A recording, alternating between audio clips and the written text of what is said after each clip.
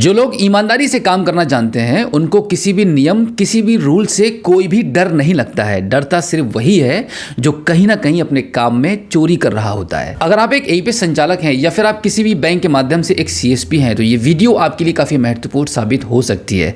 खासतौर से अगर आप एक एईपीएस संचालक हैं तो मैं आपको बता दूं कि जिस तरीके से एनपीसीआई ने अभी पिछले हफ्ते इस नियम को लागू कर दिया है कि 2 फैक्टर ऑथेंटिकेशन करना अब आपके लिए जरूरी होगा। इस रूल को लेकर काफी सारे एईपीएस संचालक अपने लिए काफी बड़ी समस्या समझ रहे हैं, जबकि यह समस्या नहीं है, आप सभी के लिए एक समाधान है और आपके कस्टमर्स के लिए भी एक सिक्योरिटी पर्पस से इस चीज को लागू किया गया है। आपने कई बार सुना होगा कि एईपीएस के माध्यम से आधार कार्ड के थ्रू लोगों के गलत तरीके से पैसे निकाले गए हैं। जब से इस सर्विस को लागू किया गया है इंडिया के अंदर के आधार कार्ड के माध्यम से खाता धारक एटीएम कार्ड और बैंक से विड्रॉल करने के साथ साथ अब आधार कार्ड के माध्यम से भी विड्रॉल कर पाएगा। जब से इस सर्विस को लागू किया गया है तब से फ्रॉड बिल्कुल भी नहीं थम रहा है। तो आखिरकार समय इतना चेंज हो चुका है कि अब एनपीसीआई को, बैंकों को इस कदम को उठाना पड़ा और इस 2 फैक्टर ऑथेंटिकेशन को अब सभी एईपीएस कंपनियों पर लागू कर दिया है। अब इसी के साथ एक जानकारी मैं आपको यह भी दे दूं कि देखिए, जब समय बदलता है और जब चीजें कंट्रोल में नहीं हो रही होती हैं तो कुछ फ्रॉड को रोकने के लिए गवर्नमेंट को, विभाग को कुछ ना कुछ तो करना ही पड़ता है। जिस तरीके से अगर हम बात करें कि आधार कार्ड एनरोलमेंट सेंटर के बारे में, ये लोग भी बहुत ज़्यादा फ्रॉड करने लगे थे। फर्जी बर्थ सर्टिफिकेट बनाकर, फर्जी डॉक्यूमेंट्स को बनाकर नए नए लोगों के आधार कार्ड ये जनरेट कर रहे थे, बना रहे थे, नए रजिस्ट्रेशन किए जा रहे थे।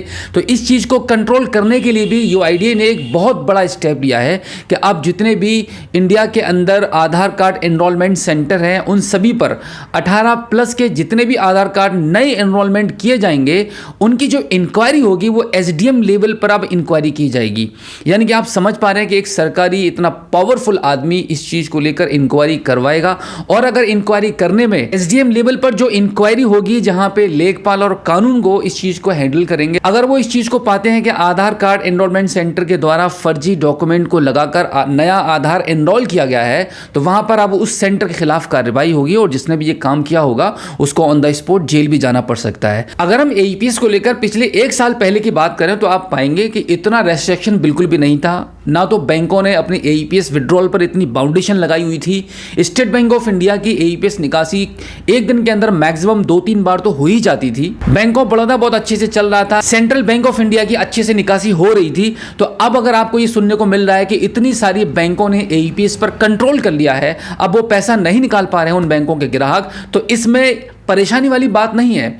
ये बैंकों ने जो कदम उठाए हैं, जो स्टेप लिए हैं, वो सिर्फ कस्टमर्स की सिक्योरिटी के लिए है और आपके लिए भी बहुत फायदेमंद है, क्योंकि अगर ये सब ऐसा होता रहता तो हो सकता है कि आप पर भी कभी ना कभी कोई ना कोई इल्जाम लगना तय था। तो अगर आप इस फील्ड में ईमानदारी के साथ काम करना चाहते हैं और अपने इस बिजनेस को कंटिन्यू आगे भी बरकरार रखना चाहते हैं तो आपको इन नियमों से घबराना बिल्कुल भी नहीं है। इनका सपोर्ट कीजिए और इनको समझने की कोशिश कीजिए और अपने माइंड में इस चीज को सेट कर लीजिए कि भाई बैंक जिस तरीके से काम करवाने के इच्छुक है बिल्कुल वैसे ही आपको काम करना पड़ेगा। जो चीज आपके कंट्रोल में नहीं है उसको लेकर आप कुछ भी नहीं कर सकते हैं। आपके कंट्रोल में क्या है कि एक ऐसी कंपनी की तलाश करना और उसके बारे में जानना जिस कंपनी की एईपीएस आईडी को आप चला रहे हैं क्या वो जेन्युइन है, क्या वो आपके साथ ईमानदारी से काम कर रही है, क्या आपको प्रॉपर टेक्निकल सपोर्ट मिल रही है। अगर आपका कोई भी ट्रांजैक्शन इन प्रोसेस पेंडिंग चला जाता है तो आपको समाधान कितनी जल्दी और कितनी देर में मिलता है, ये सब चीजें आपके हाथ में है। तो इन चीजों पर आपको गौर करना पड़ेगा जिससे कि आपका भविष्य में काम बहुत अच्छे से और आसानी से चलता रहे और आपको उस कंपनी की एईपीएस आईडी के माध्यम से प्रॉफिट होता रहे। अगर आप अभी तक भटक रहे हैं कि आपको किस कंपनी के माध्यम से एईपीएस आईडी को लेकर अपने काम को आगे बढ़ाना चाहिए तो मैं आपको सजेस्ट करना चाहूंगा रॉयनिट सॉल्यूशन।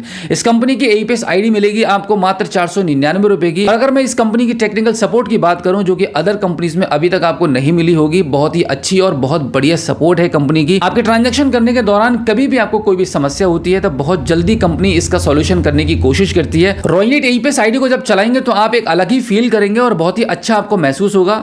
इस पोर्टल पर अदर कंपनीज के मुकाबले में काफी ज्यादा सर्विसेज है और बहुत ही स्मूथली सभी सर्विसेज वर्क करती हैं और यहाँ पर आपको हर एक सर्विसेज का यूज करने पर कमीशन मिलता है जिससे कि आप एक बहुत अच्छा एक दिन के अंदर कमीशन पोर्टल पर कमा पाते हैं। अगर आप यूपी से बिलोंग करते हैं तो आप हमारे स्क्रीन पर दिए गए कॉन्टैक्ट नंबर पर हमें तुरंत संपर्क कीजिएगा।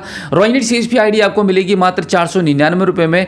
आईडी लेने के लिए आपको डॉक्यूमेंट्स देने होते हैं, आपका Aadhaar card, PAN card, bank passbook, email ID और कॉन्टैक्ट नंबर। तो उम्मीद करता हूं कि आज की इस वीडियो में जो जानकारी मैंने आपको दी है आई होप आपको काफी अच्छी लगी होगी। अगर आप पहली बार हमारे स्मार्ट शॉप यूट्यूब चैनल पर आए हैं और अभी तक आपने हमें सब्सक्राइब नहीं किया है तो प्लीज़ एक बार सब्सक्राइब जरूर कीजिएगा और बेल आइकन को भी प्रेस कीजिएगा। तो चलिए दोस्तों, मिलते हैं आपसे किसी और एक अगली वीडियो में एक नई जानकारी के साथ, एक नई अपडेट के साथ और एक नए जोश के साथ। तब तक के लिए जय हिंद।